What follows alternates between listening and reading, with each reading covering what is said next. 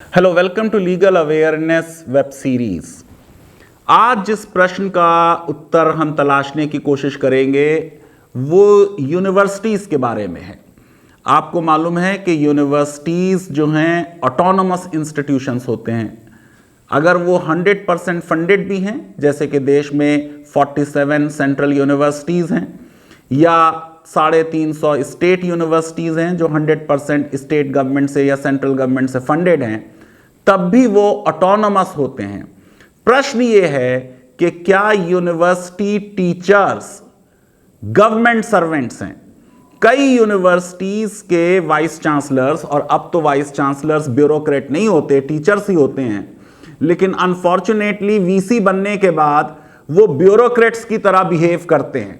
अब आप देखिए कि central tribal university, Maulana Azad national Urdu university, central university Gujarat, इन्होंने जहां तक मुझे इंफॉर्मेशन मिली है सेंट्रल गवर्नमेंट के सीसीएस रूल्स अडॉप्ट किए हैं और इन रूल्स को वो टीचर्स पर भी लागू करते हैं। मैं ये समझता हूं कि ये यूनिवर्सिटी ऑटोनॉमी का निगेशन है और मुझे लगता है कि शायद वाइस चांसलर्स को लॉ जानने की बहुत ज़रूरत है।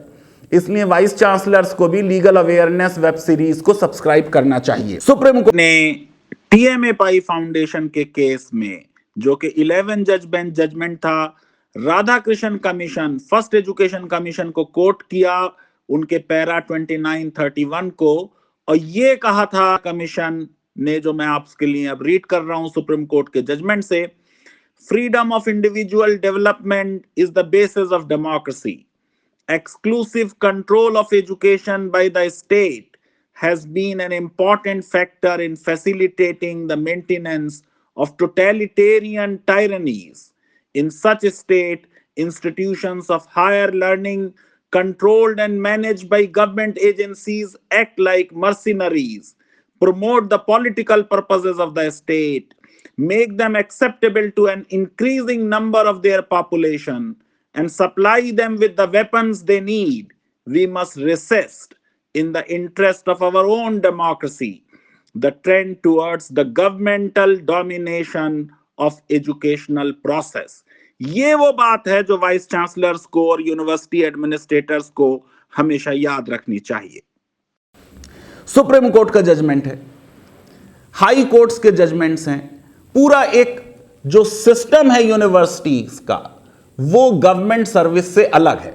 इसलिए आइए सबसे पहले ये समझ लेते हैं कि क्या ब्रॉड डिस्टिंक्शंस हैं एक गवर्नमेंट सर्वेंट में और एक यूनिवर्सिटी टीचर में।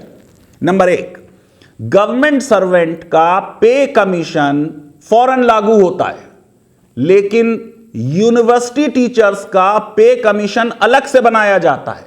जब तक यूनिवर्सिटी का पे कमीशन जो यूजीसी बनाती है, पे कमीशन की रिकमेंडेशन के बाद नहीं आता, यूनिवर्सिटी टीचर्स को पे रिवीजन नहीं मिलता। अगर यूनिवर्सिटी टीचर्स गवर्नमेंट सर्वेंट्स हैं तो सेपरेट पे कमीशन की क्या जरूरत है। नंबर 2, गवर्नमेंट सर्वेंट्स की एनुअल कॉन्फिडेंशियल रिपोर्ट उनके बॉसेस लिखते हैं। हर गवर्नमेंट सर्वेंट की एक एसीआर होती है। यूनिवर्सिटी टीचर्स की एसीआर ना तो चेयरमैन लिखता है, एचओडी लिखता है, ना डीन लिखता है, ना प्रो वाइस चांसलर, ना रजिस्ट्रार, ना वाइस चांसलर।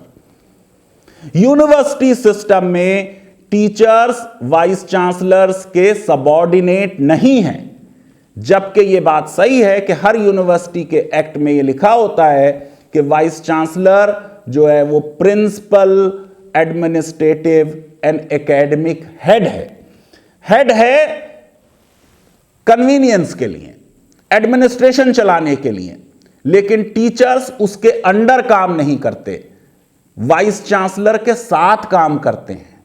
यह एक बहुत बड़ा डिफरेंस है कि एज वाइस चांसलर टीचर्स जो हैं वो वीसी के अंडर नहीं है, बल्कि they work with the vice chancellor. और कोई annual confidential report vice chancellor भी नहीं लिखता किसी भी टीचर की। इसलिए कोई भी टीचर गवर्नमेंट सर्वेंट उस तरीके से नहीं है। ये मैंने दूसरा डिस्टिंक्शन बता दिया। तीसरा डिस्टिंक्शन देखिए कि जो गवर्नमेंट सर्विस है वो ऑफिस ऑफ प्रॉफिट है, और गवर्नमेंट सर्वेंट इलेक्शन नहीं लड़ सकता, पॉलिटिकल एक्टिविटी में पार्टिसिपेट नहीं कर सकता, सरकार का क्रिटिसिज्म नहीं कर सकता। लेकिन टीचर्स न सिर्फ पॉलिटिकल एक्टिविटी में पार्टिसिपेट कर सकते हैं, बल्कि मंत्री बनते हैं, एमपी बनते हैं। मुरली मनोहर जोशी का नाम मेरे माइंड में आ रहा है सीधे स्ट्रेट अवे। वाजपेयी सरकार के एमएचआरडी मिनिस्टर थे, इलाहाबाद यूनिवर्सिटी के फिजिक्स के प्रोफेसर, और ऐसे बहुत से प्रोफेसर्स हैं जो कि यूनिवर्सिटी सर्विस में रहते हैं। सुब्रमण्यम स्वामी दिल्ली यूनिवर्सिटी के प्रोफेसर थे, और ऐसे और बहुत से प्रोफेसर्स हैं। एक चीज और हमें समझ लेनी चाहिए कि यूनिवर्सिटी टीचर्स का जॉब वेकेशन जॉब है। जो गवर्नमेंट सर्वेंट्स हैं उनका जॉब वेकेशन जॉब नहीं होता। यूनिवर्सिटी टीचर्स को समर वेकेशंस में 2 महीने की छुट्टी, फिर विंटर वेकेशन में ऑलमोस्ट 15-20 दिन की छुट्टी मिलती है, और यह छुट्टी गवर्नमेंट सर्वेंट्स को नहीं मिलती है। तो ये इतने बड़े डिस्टिंक्शंस हैं जिनके बिना पे ये कहा जा सकता है कि यूनिवर्सिटी टीचर्स गवर्नमेंट सर्वेंट्स नहीं हैं। अभी 2018 में जेएनयू ने ये कोशिश की कि वो सीसीएस कंडक्ट रूल्स 1964 जेएनयू पे लागू कर दें और टीचर्स को प्रोटेस्ट करने से और प्रोटेस्ट में पार्टिसिपेट करने से रोका जाए। और आप ये देखिए कि उसके ऊपर एक हंगामा हुआ और अल्टीमेटली ये विड्रॉ करना पड़ा जेएनयू के वाइस चांसलर को। एमएचआरडी ने एक लेटर मई 2018 में सेंट्रल यूनिवर्सिटीज को लिखा था कि आपके लिए सीसीएस रूल्स मैंडेटरी हैं। सरकार को स्टेटमेंट देना पड़ा कि मैंडेटरी नहीं है, सीसीएस रूल्स मैंडेटरी नहीं हैं, और सीसीएस रूल्स अगर कोई यूनिवर्सिटी एडॉप्ट भी करेगी तो वो लागू होंगे नॉन टीचिंग स्टाफ पर, ना के टीचिंग स्टाफ पर। आप देख लीजिए किसी भी यूनिवर्सिटी का एक्ट अगर आप उठा के देखेंगे तो उसमें टीचर्स की डेफिनेशन अलग होगी, और उसमें कहा जाएगा कि असिस्टेंट प्रोफेसर, एसोसिएट प्रोफेसर और प्रोफेसर्स टीचर्स माने जाएंगे। ये अलग डेफिनेशन टीचर्स की क्यों दी जा रही है? क्योंकि टीचर्स की एक अलग क्लास है। जो राइट टू इक्वालिटी का कंसेप्ट है उसमें unlikes are not to be treated alike. Oranges and apples को एक सा ट्रीट नहीं किया जाएगा। विद इन यूनिवर्सिटी भी एम्प्लॉयज में भी डिस्टिंक्शन होगा, teaching employees, non teaching employees. कई यूनिवर्सिटीज में मैंने सुना कि कुछ लोगों को इस बात पे एतराज था कि नॉन टीचिंग एम्प्लॉयज को तो यूनिवर्सिटी में बुलाया गया कोविड के बाद, और टीचर से कहा गया कि वो अपने घर से ऑनलाइन क्लास ले ले। ये बात बिल्कुल दुरुस्त है कि जितना खतरा कोविड का एक टीचर को है यूनिवर्सिटी आने में, उतना ही नॉन टीचिंग स्टाफ को भी है। लेकिन दोनों की क्लास अलग है। टीचर्स अलग हैं, नॉन टीचिंग स्टाफ अलग है। नॉन टीचिंग स्टाफ को सुबह 9:30 से 5:30 तक रहना है यूनिवर्सिटी में।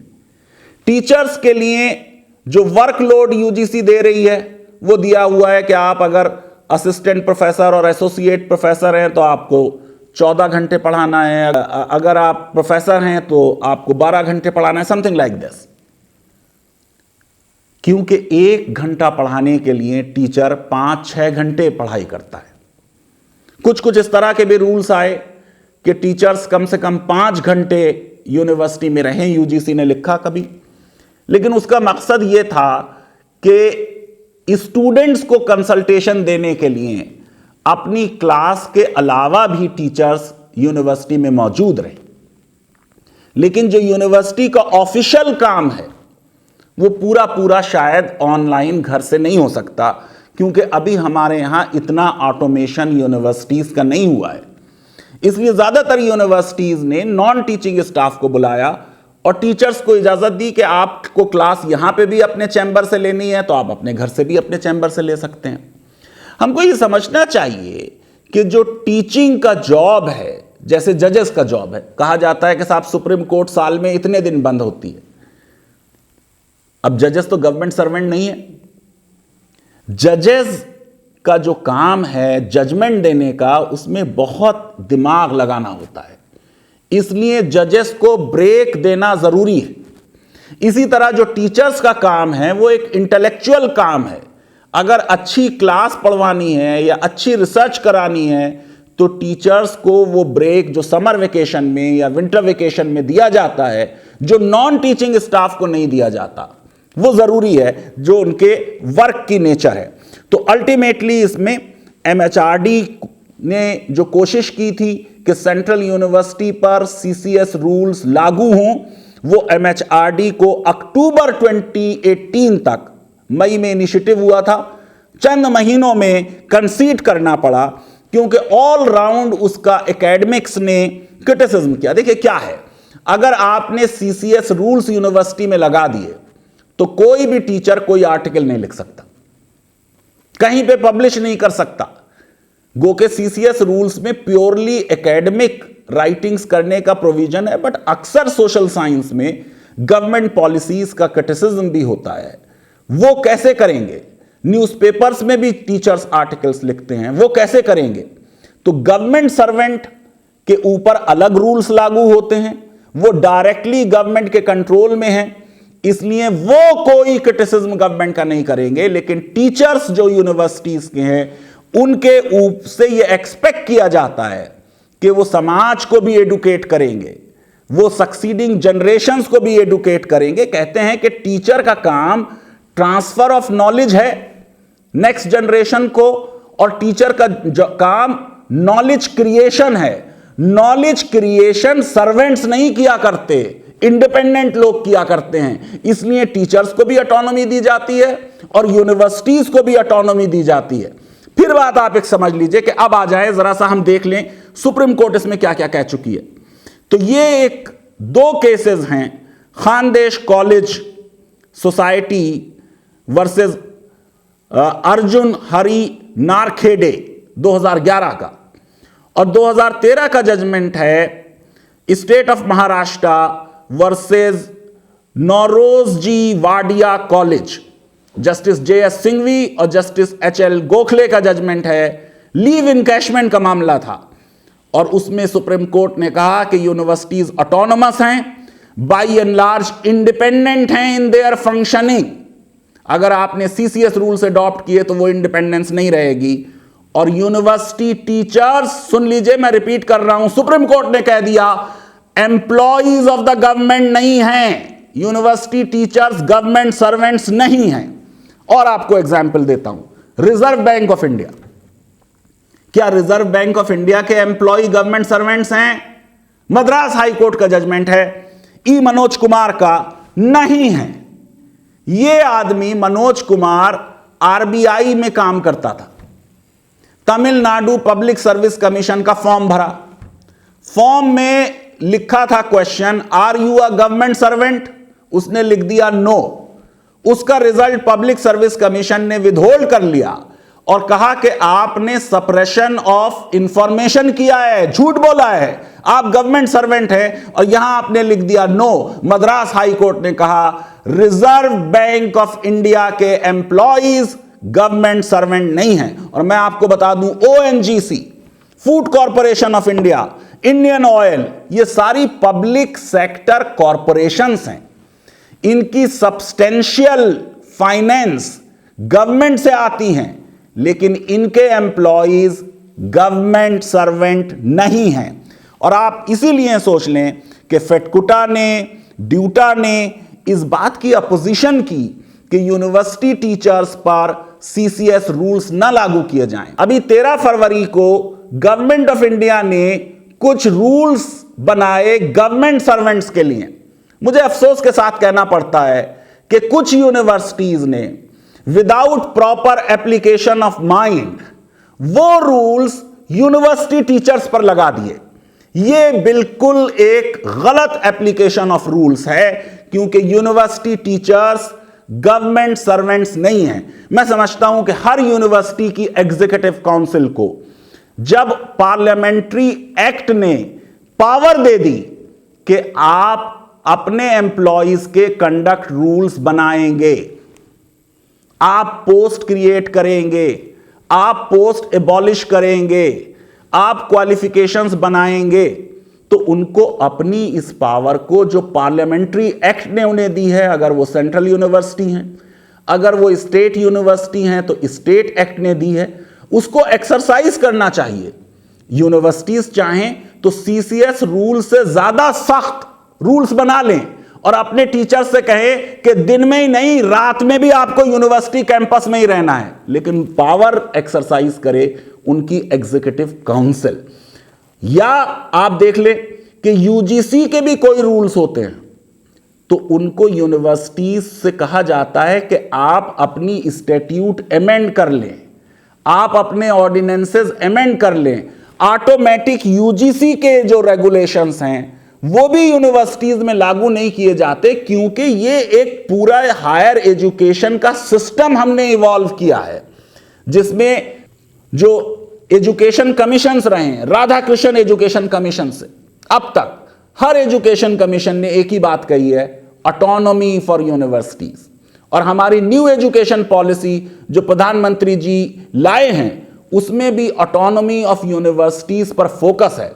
अनफॉर्चुनेटली हमारे कई यूनिवर्सिटी एडमिनिस्ट्रेटर्स ना तो यूनिवर्सिटी एक्ट्स को पढ़ते हैं, ना यूजीसी के स्ट्रक्चर को समझते हैं, और सबसे आसान उनके लिए यह होता है कि वो अपने टीचर्स को कंट्रोल करने की कोशिश में उनको टीचर न रहने देते, बल्कि गवर्नमेंट सर्वेंट बनाने के लिए उनके ऊपर गवर्नमेंट सर्वेंट्स वाले रूल लगाते हैं, जो मैं ये समझता हूं कि हायर एजुकेशन पे एक बहुत बड़ा असॉल्ट है, यूनिवर्सिटी की ऑटोनॉमी का निगेशन है। और बहुत से लोग मेरे जैसे जिन्होंने टीचिंग कैरियर को अपनाया सिर्फ इसलिए कि इसमें हमारे पास इंडिपेंडेंस रहेगी, वो उनकी इंडिपेंडेंस बहुत बुरी तरह अंडरमाइन होती है। लीगल अवेयरनेस वेब सीरीज अगर आपको पसंद आती है तो मेरी रिक्वेस्ट है कि हमारे इस वीडियो को वाइडली शेयर करें, खासतौर से यूनिवर्सिटी टीचर्स और यूनिवर्सिटी एम्प्लॉयज़ देखें, और हमारे चैनल को सब्सक्राइब करें और बेल आइकन ज़रूर क्लिक करें, और अगर आपको वीडियो पसंद आया तो लाइक ज़रूर दें।